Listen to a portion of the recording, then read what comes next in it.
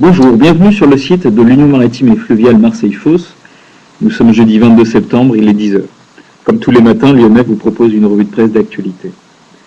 Aujourd'hui, dans Mer et Marine, un sujet sur la piraterie qui nous informe que les États côtiers des zones de piraterie, les États, des pavillons des armateurs et commandants empruntant les zones à risque, se sont vus adresser la semaine dernière par le comité sécurité de l'OMI une information recommandant la facilitation du passage des navires de protection privée accompagnant les navires de commerce. Dans Mer et Marine, toujours un sujet sur COSCO. On y apprend que COSCO fusionne ses 3 entités d'armement de vrac afin de faire face à des difficultés financières importantes liées à la chute des taux de vrac sec, alors même que la compagnie s'était engagée sur les chartes parties à long terme.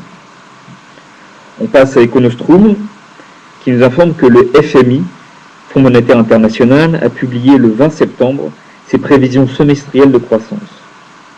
Econostrum fait un focus sur les pays du bassin méditerranéen et en tire un constat pessimiste donc de ces prévisions qui sont globalement revues à la baisse, ce qui s'expliquerait notamment par l'instabilité politique des pays arabes, mais aussi par des augmentations de dépenses budgétaires, par le ralentissement des flux de capitaux et enfin par la baisse des recettes liées au tourisme.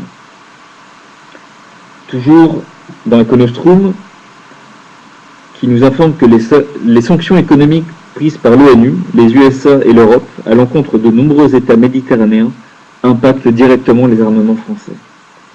À cet effet, Econostrum interroge Blandine Huchet, responsable des affaires européennes chez Armateurs de France. Elle met en avant les difficultés opérationnelles qu'ont rencontrées les armateurs en Iran, en Côte d'Ivoire, notamment après la chute de Gbagbo, et bien évidemment en Libye et en Syrie aujourd'hui.